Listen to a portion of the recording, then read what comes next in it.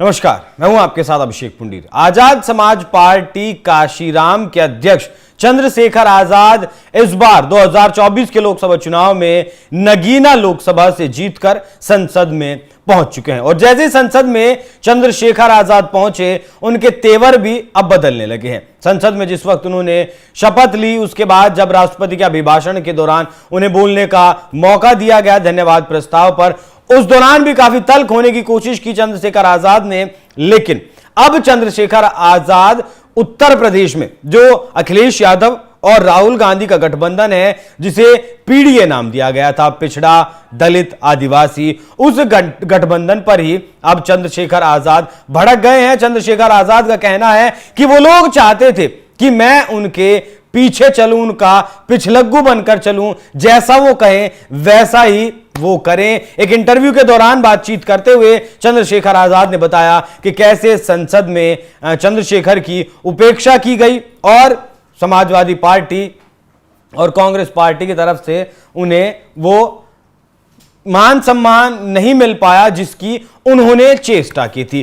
तो एक टीवी को इंटरव्यू देते हुए चंद्रशेखर आजाद ने उस संसद की घटना का जिक्र किया, कहा कि हम अपने लाखों लोगों की उम्मीद है। जब मैं पहली बार संसद गया तो एक खाली बेंच पर अकेला बैठा था, मैं नया था, मुझे नहीं पता था क्या करना है, कैसे करना है। मैंने सोचा था कि विपक्ष में मेरे मित्र मुझे अपने साथ आकर बैठने के लिए कहेंगे। मैंने सोचा था कि वो कहेंगे हम दोनों भाजपा के खिलाफ लड़ रहे हैं, इसीलिए हमें साथ मिलकर काम करना चाहिए। लेकिन 3 दिनों तक वहां बैठने के बाद मुझे एहसास हुआ कि किसी को भी इस बात से कोई परेशानी नहीं थी कि चंद्रशेखर संसद में कहां बैठे थे। मेरा गोल क्लियर था, लेकिन उन 72 घंटों ने मुझे नया सबक दिया है, उन 72 घंटों से नया सबक मिला है।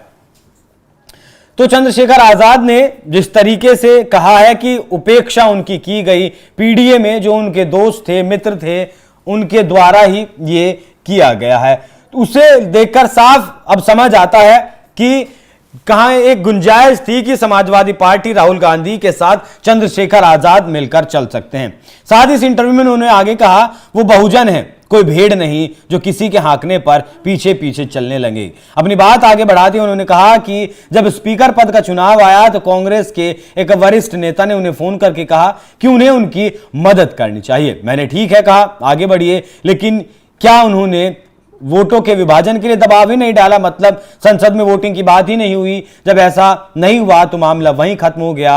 वो नेताजी अपने रास्ते चले गए और मैं अपने रास्ते पर आगे बढ़ गया। तब मैंने फैसला लिया कि मैं ना तो दक्षिणपंथी बनूंगा और ना ही वामपंथी। मैं बहुजन हूं और अपने एजेंडे के साथ अकेला खड़ा रहूंगा। इसलिए मैंने विपक्ष के साथ वॉकआउट नहीं किया। हम भेड़े नहीं हैं जिनका अनुसरण करना होगा। हम अपने लाखों लोगों की आशा हैं। हम भले ही छोटे राजनीतिक कार्यकर्ता हों, लेकिन हम अपने समाज के नेता हैं। अगर हम दूसरों का अनुसरण करते रहेंगे तो इससे हमारे लोगों के आत्मसम्मान को ठेस पहुंचेगी।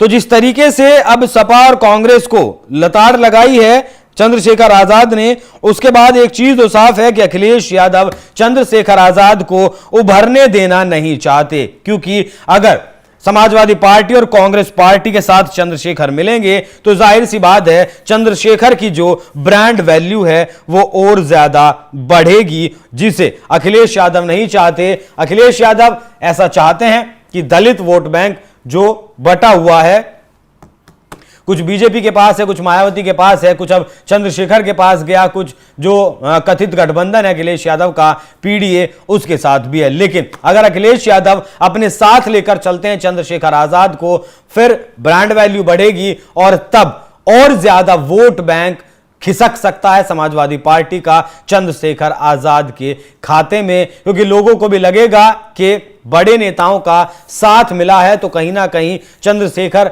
आजाद को इससे और ज्यादा राजनीति में स्थापित होने में मदद मिलेगी। अखिलेश यादव राजनीति के पुराने खिलाड़ी हैं, जबकि चंद्रशेखर आजाद पहली बार संसद पहुंचे हैं। जुम्मा अभी 4 दिन ही हुए, लेकिन जिस तरीके का संदेश चंद्रशेखर आजाद ने दिया है वो संदेश आने वाले वक्त में बीजेपी के लिए बहुत सुलभ रहने वाला है, अच्छा रहने वाला है, क्योंकि 2027 में यूपी में विधानसभा चुनाव होने वाले हैं और तब तक अगर ये वोट बैंक ऐसे ही बढ़ता रहा, कुछ दलित वोट बैंक समाजवादी के पास, कुछ चंद्रशेखर आजाद के पास, तो इससे बीजेपी को कहीं ना कहीं बहुत ज्यादा फायदा होगा, क्योंकि इस बार जो उसका वोट बैंक खिसका है, दलित वोट बैंक, वो कहीं ना कहीं चंद्रशेखर आजाद के पास भी गया और अखिलेश यादव के साथ भी गया। और अगर ये दोनों मिल जाते हैं तब बीजेपी के लिए मुश्किल हो सकती है। तो जिस तरीके से अब चंद्रशेखर आजाद ने यूपी में जो गठबंधन है राहुल अखिलेश का, उसके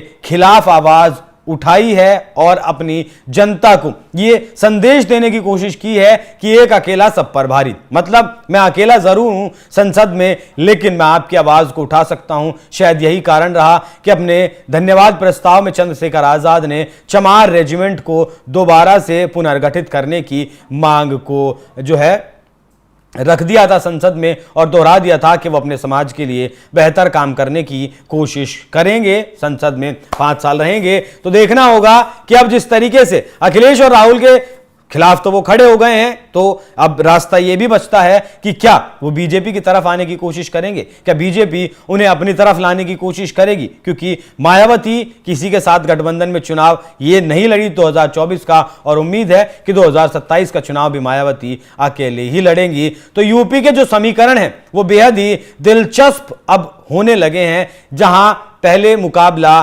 सिंपल हुआ करता था, एक तरफ मायावती, एक तरफ अखिलेश यादव, तीसरी तरफ बीजेपी, लेकिन अब कांग्रेस की भी सहभागिता अखिलेश यादव के साथ मिलकर बढ़ गई है, जिसका नतीजा हुआ कि समाजवादी पार्टी 37 सीटें और कांग्रेस पार्टी 6 सीटें, मतलब कांग्रेस पार्टी का जो अस्तित्व लगभग खत्म हो गया था उत्तर प्रदेश में, वो एक बार फिर से उसे रिवाइवल मिला है, जीवनदान मिला है, जो बीजेपी के लिए बहुत बड़ी खतरे की घंटी है। यही कारण रहा कि 29 सीटें इस बार बीजेपी उत्तर प्रदेश में हारने में माफ कीजिएगा 33 सीटें जीतने में कामयाब रही और 2019 के मुकाबले 29 सीटें इस बार उसे कम आई हैं। तो चंद्रशेखर आजाद ने अपने सुर दिखाने शुरू कर दिए हैं और उन्होंने बाबा साहब अंबेडकर और काशीराम का भी जिक्र किया, कहा कि आज एक अच्छे छात्र के रूप में चंद्रशेखर आजाद और उनके साथियों की जिम्मेदारी है कि वो अपना काम पूरा करें, और यह काम तब पूरा होगा जब संविधान पूरी तरह से लागू होगा, सामाजिक और आर्थिक समानता